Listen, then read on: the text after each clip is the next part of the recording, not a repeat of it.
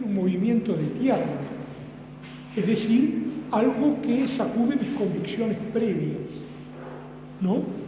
Que requiere hacer algo nuevo, ponerse en movimiento para tratar de salvarse, y eso a su vez genera la sensación de que lo que uno puede lograr de todos modos es relativo, que el riesgo está siempre presente. En cambio, en el planteo clásicamente afirmativo, se olvidan los impactos y los problemas iniciales, se olvidan los shocks a partir de los cuales se piensa, y el pensamiento pasa a ser totalmente desligado de lo afectivo y solo una afirmación de una solución que no toma en cuenta en realidad ni el problema del cual se partió, ni el hecho de que no puede haber nunca una solución definitiva y que la realidad es siempre problemática.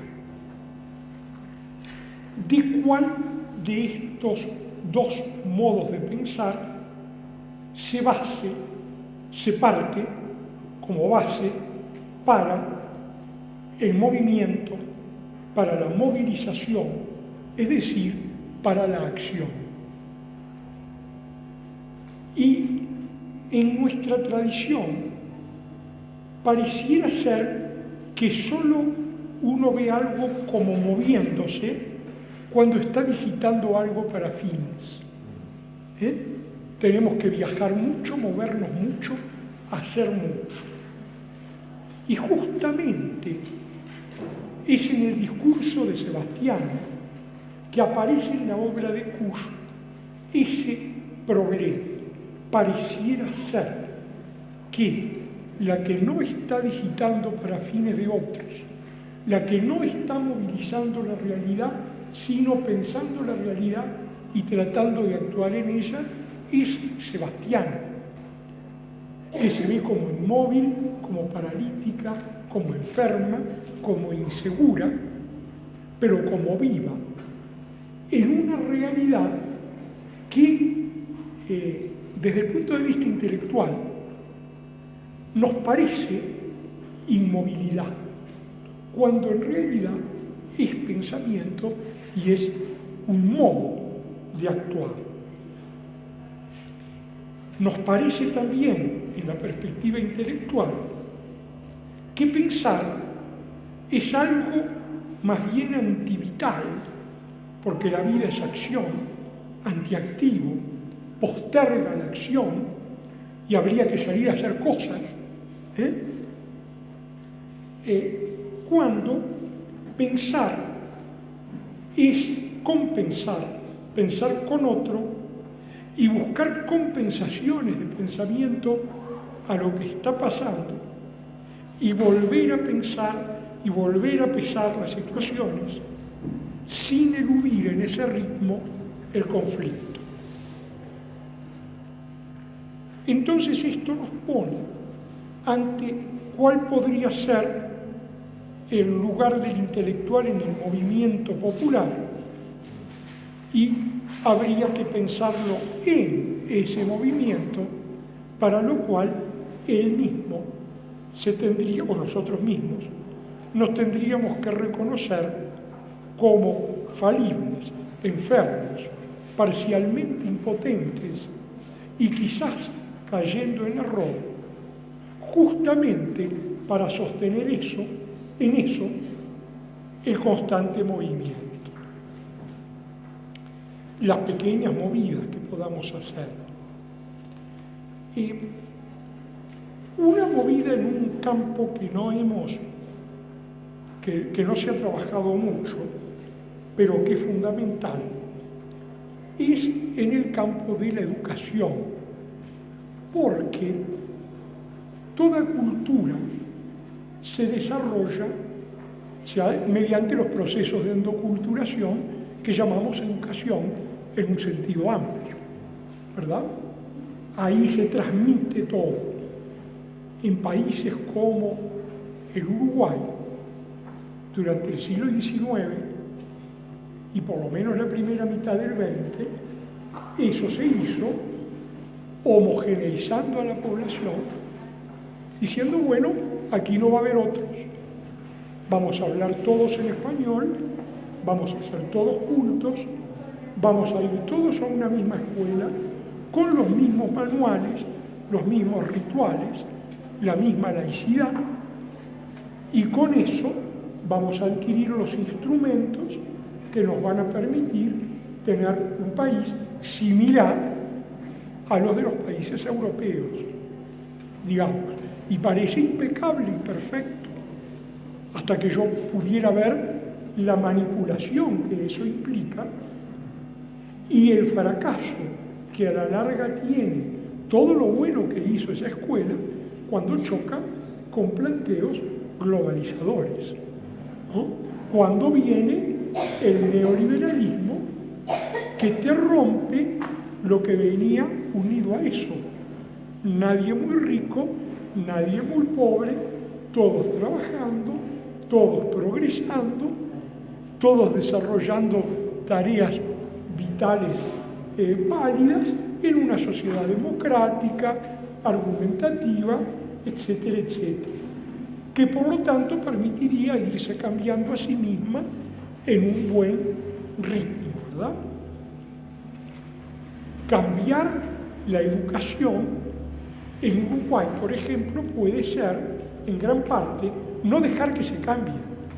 La realidad que quieren manipular los modelos educativos es cambiar esa educación que los hizo así.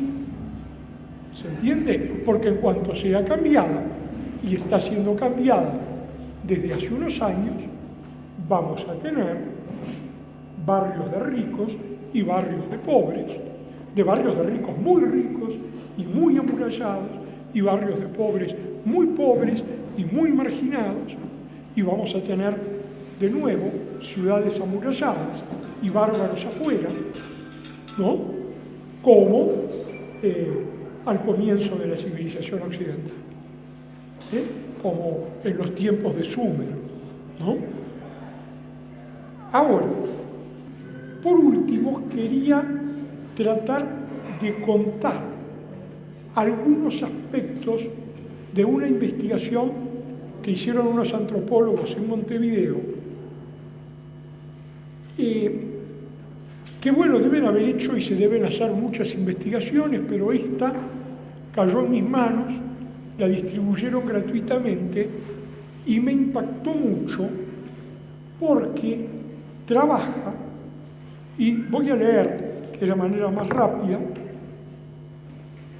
fue publicada por el Ministerio del Interior, no sé si acá llama el Interior, Policía, ¿no? Sobre la población en situación de calle en la Plaza Libertad o Cagancha, kilómetro cero de Montevideo.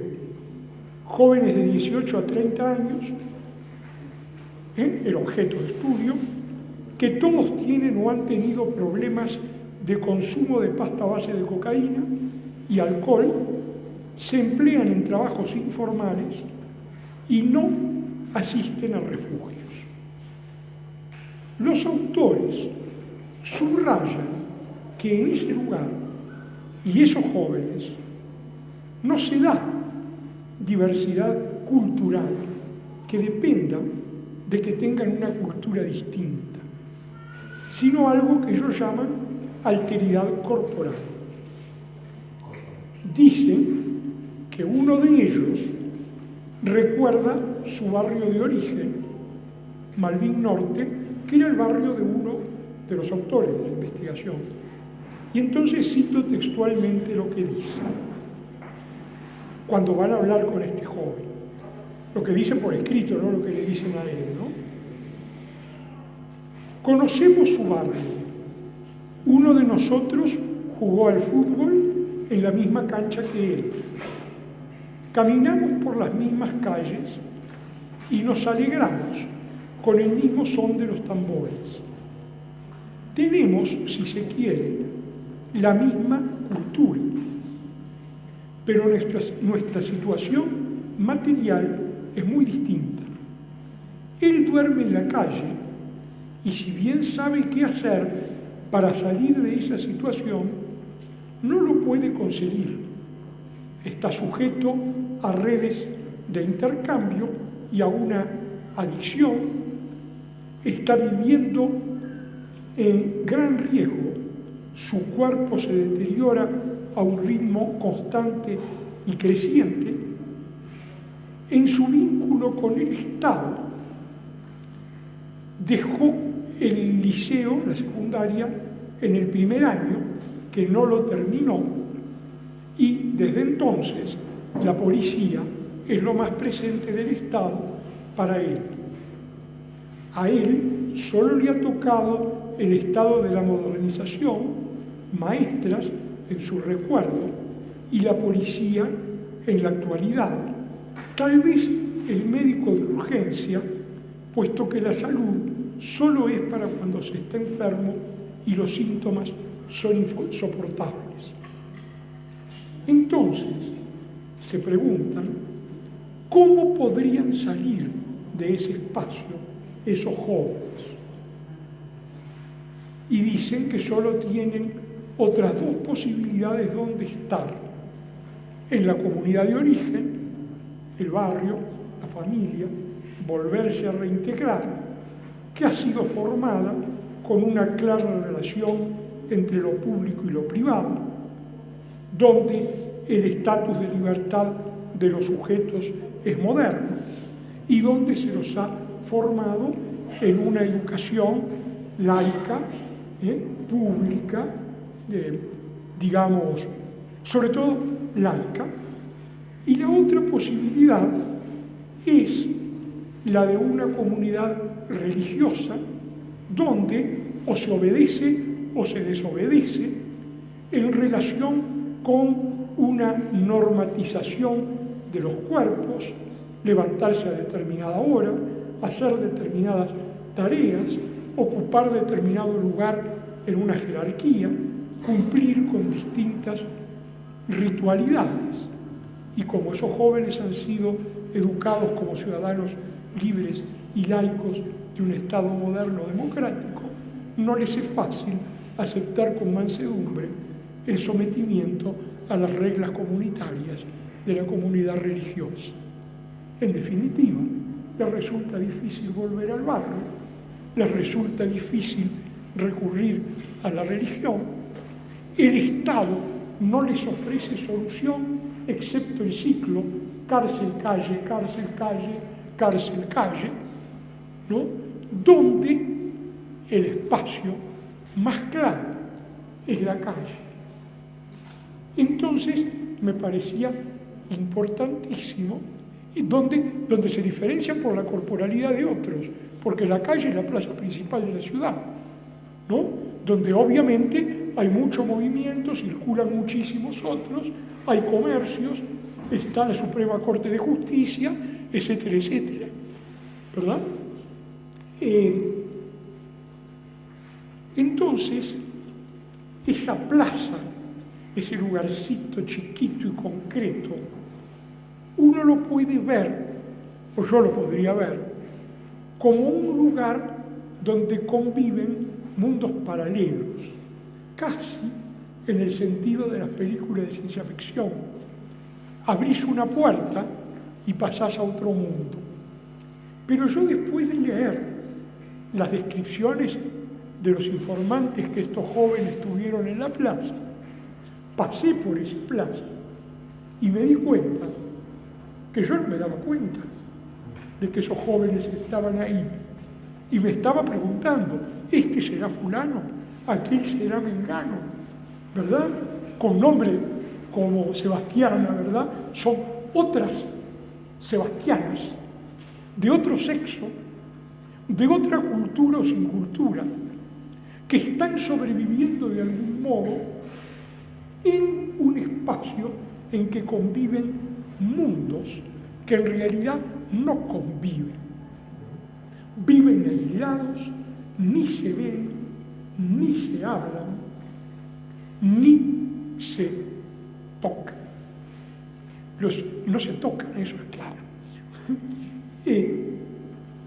Esos mismos antropólogos en el mismo estudio trabajan con niños, no con jóvenes, en la Ciudad Vieja y muestran el proceso, y lo digo porque eso va a pasar en Maimará, el proceso de los niños cuyo principal ingreso en familias que generalmente son la madre con muchos hijos, quizás de varios padres,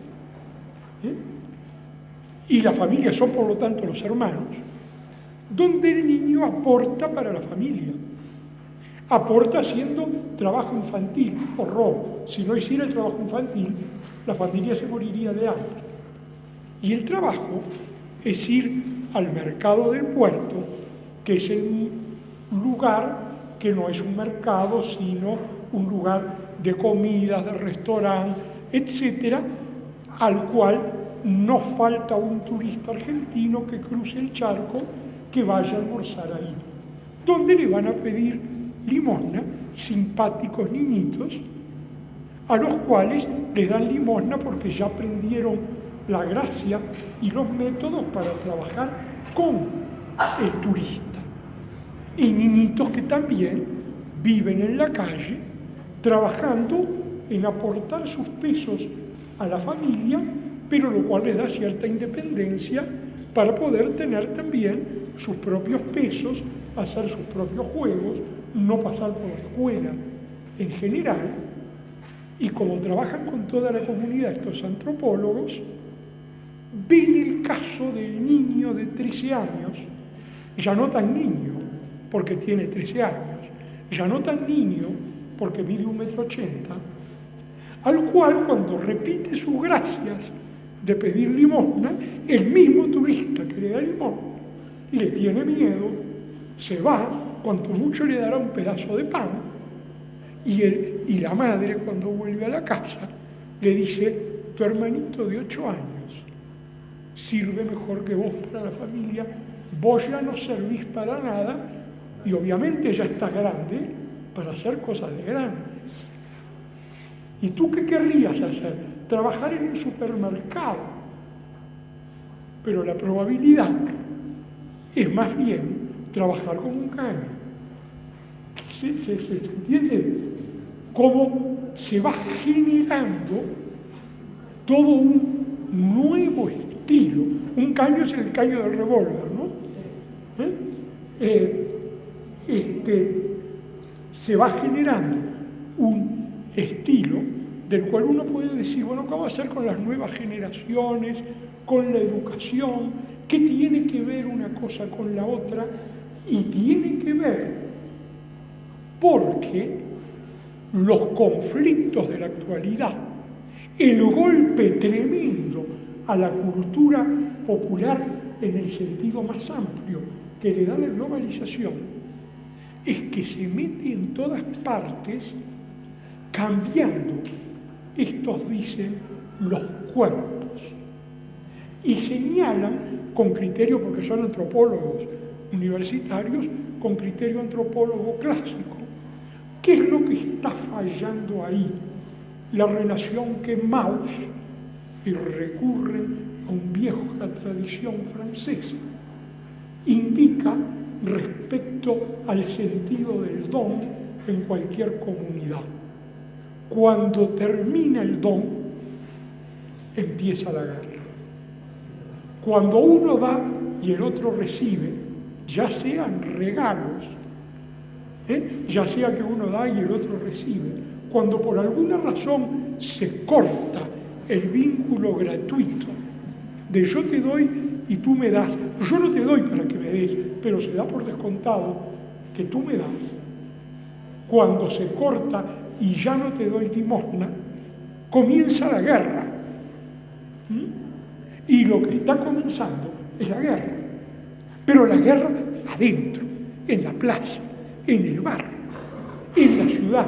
Y cuando comienza la guerra, empiezan los castillos medievales, o las ciudades amuralladas de la antigüedad, y los bárbaros amenazando el orden imperial. Y dentro del orden imperial, dentro del propio country privado, con guardias de seguridad y cruz de campo, necesito el guardia de seguridad, y los nenes entran a drogarse, y etcétera, etcétera, etcétera, etcétera. ¿Se entiende? Mundos paralelos, hay puertas, no hay puertas. Bueno, esto me parece...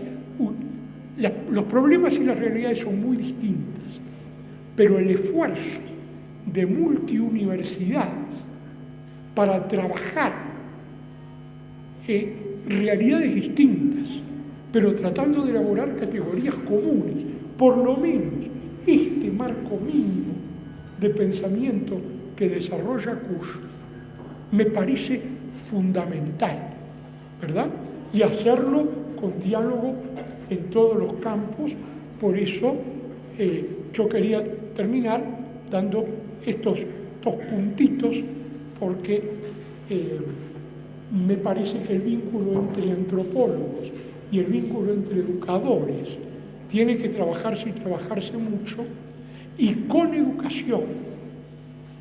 No estoy entendiendo escuela, pero si entendiera, por un lado escuela y por otro lado educación popular, y me dejo de dedicar a una y me dedico a la otra, cometería un gravísimo error, porque estaría generando una escuela, entendiendo por escuela hasta el posgrado, con el modo que Kusch está criticando de intelectualidad, y estaría generando una educación popular sin condiciones de poderse desarrollar también en los máximos desarrollos de la intelectualidad, que hoy por hoy incluyen la técnica y la universidad y demás.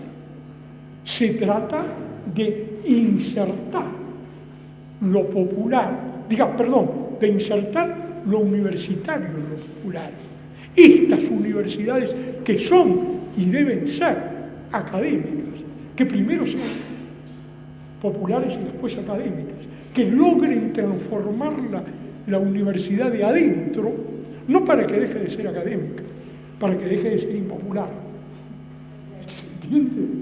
Y entonces articular la universidad popular. Y ojo, que estoy hablando de una tradición universitaria que no solo es investigación, que es docencia, porque lo que se hace en la universidad es docencia, solo que la docencia tiene 3 ejes que son enseñanza, investigación y lo que malamente se llama extensión.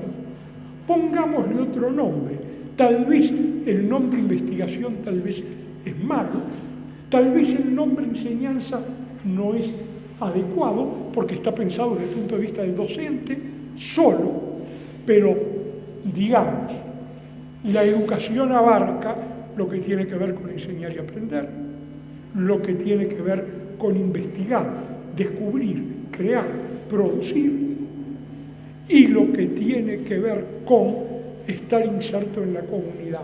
Solo que ese tercero debiera ser el primero. Por eso no se puede llamar extensión, debería ser al revés.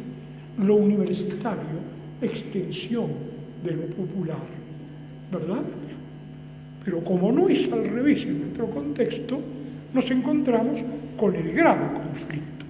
Toda universidad tiende a ser solo investigación. Tiende a no importar si hay extensión y a no pensarla o a reducirla al mínimo.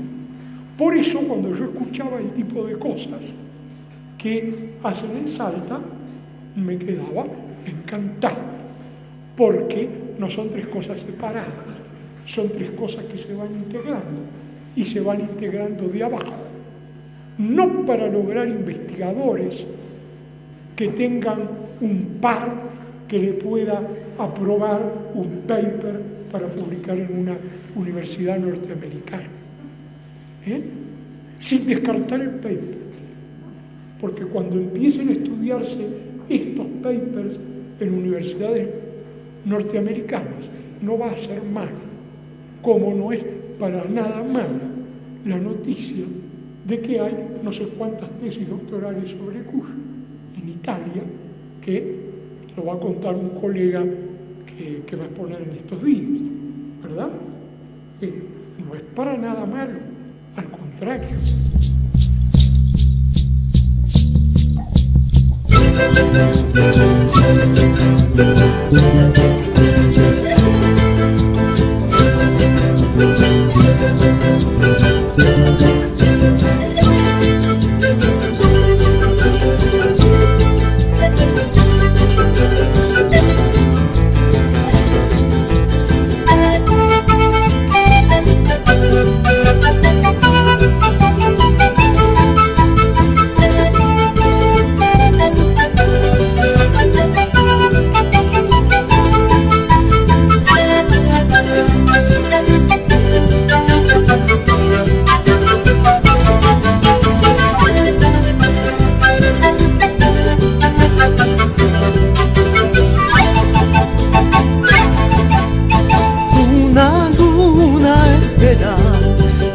El viento sus alas, buscando surcos en mi tierra.